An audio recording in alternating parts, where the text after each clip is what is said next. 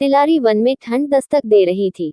सभी जानवर आने वाले कठिन मौसम के लिए तैयारी करने में लगे हुए थे। एक पेड़ पर रहने वाली चिड़िया भी उनमें से एक थी। हर साल की तरह उसने अपने लिए एक शानदार घोंसला तैयार किया था और अचानक होने वाली बारिश और ठंड से बचने के लिए उसे चारों तरफ से घास फूस से ढक दिया था।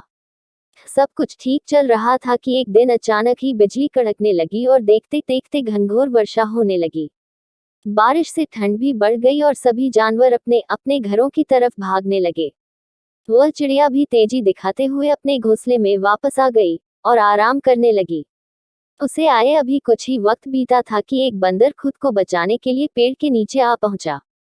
चिड़िया ने बंदर को देखते ही कहा, तुम इतने होशियार बने फिरते हो तो भला ऐसे मौसम से बचने के लिए घर क्यों नहीं बनाया। यह सुनकर बंदर को गुस्सा आया, लेकिन वह चुप ही रहा और पेड़ की आड़ में खुद को बचाने का प्रयास करने लगा। थोड़ी देर शांत रहने के बाद चिड़िया फिर बोली, पूरी गर्मी इधर उधर आलस में बिता दी।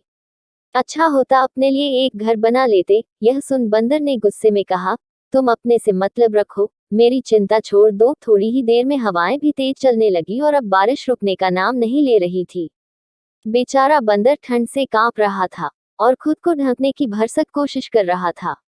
पर चिड़िया ने तो मानो उसे छेड़ने की कसम खा रखी थी। वह फिर बोली, काश कि तुमने थोड़ी अक्ल दिखाई होती तो आज यह हालत नहीं होती।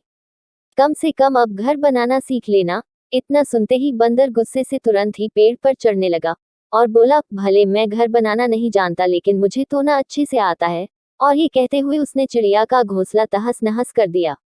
अब चिड़िया भी बंदर की तरह बेघर हो चुकी थी और ठंड से कांप रही थी। सीख, हमेशा अपने काम से काम रखो। यदि आप मदद नहीं कर सकते हैं तो उसे बेकार के उपदेश न दें।